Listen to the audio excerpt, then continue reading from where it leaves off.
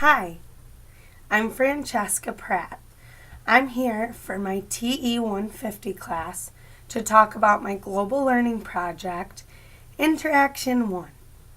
I chose to meet with a foreign exchange student from Venezuela named Marie.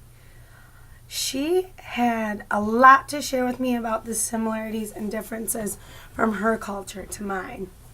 I met with her over spring break and we hung out at my parents' house. It was very casual. She loved to talk about the differences between our cultures and she was really receptive to the whole thing.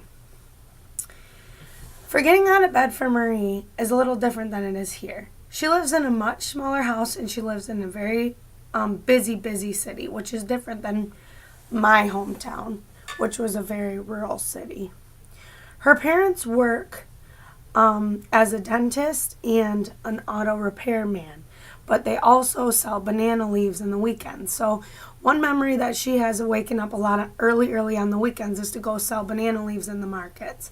And that's not just on the weekends, but that's also like 2 days a week. She said, I think Wednesday and Friday and then the weekend or something like that. When she was in high school, she had a lot of different things to worry about than we did here.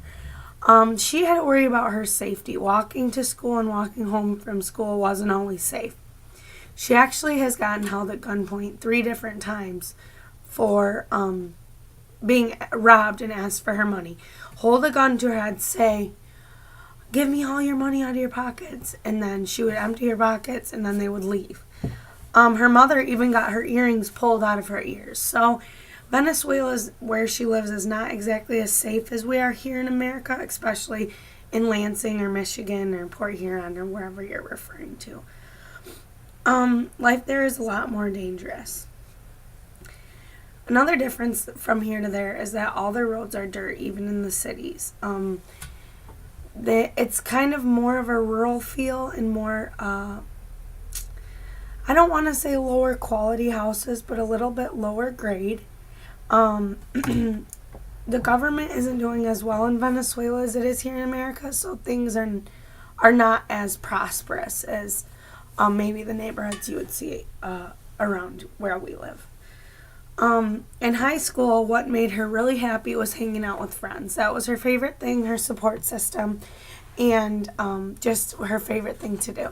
And she went to a school, she wore uniforms for her school, like white shirt with a little necktie, blue, and then a skirt. And she loves dancing, she loves music, and she loves hanging out with her friends. And since she lives and is engulfed in a Spanish culture, that's what they have in Venezuela. Many of them have quinceañeras, including herself. So many of the weekends she'll spend going to parties, getting dressed up with her family, going to other quinceañeras for families that they know, and then friends of hers as well. That brings me to my next point is she talks a lot about her parents throwing parties, going out, having alcohol. So that's definitely different than my family personally. My parents, we mostly have a dry house, so that's definitely one variation. Additional to that, she talks about tests in school being very easy and maybe not as stressful.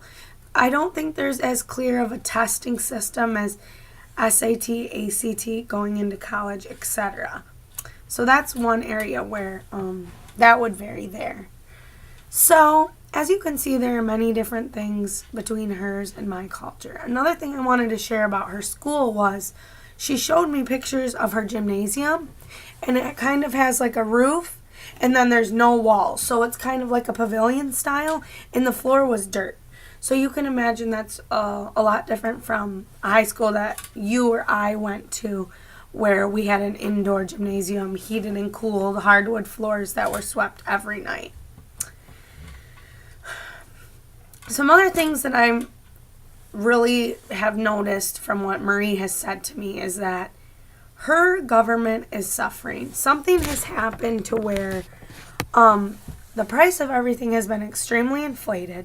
Things like peanut butter or strawberries or certain particular items that they do not have locally are extremely difficult to get. So that might be like $8 or $10 for a jar of peanut butter or Nutella. Those are kind of some of the things she mentioned, but it just shows really that they're struggling, and that's one thing that I noticed. I don't know what exactly the culture's going through. She wasn't really able to explain it to me, but I know it's a government struggle involving inflation.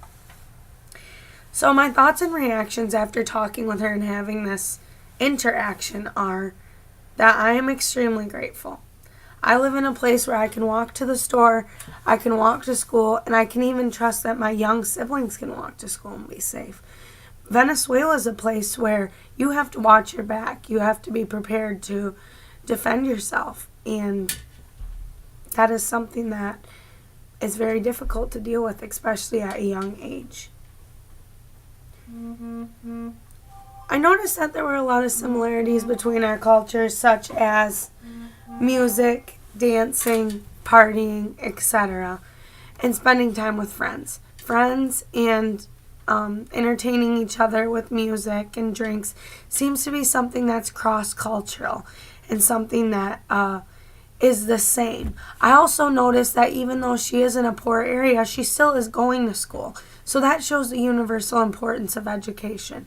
But based on the gym being sandy and the test not seeming very important to her future, maybe the education is not as thorough as the education here in America. So that's something I noticed. All in all, I truly enjoyed the interaction, and I think it's very interesting to dive in and think about comparing her and I directly. Thank you for watching my video. I hope you enjoyed it.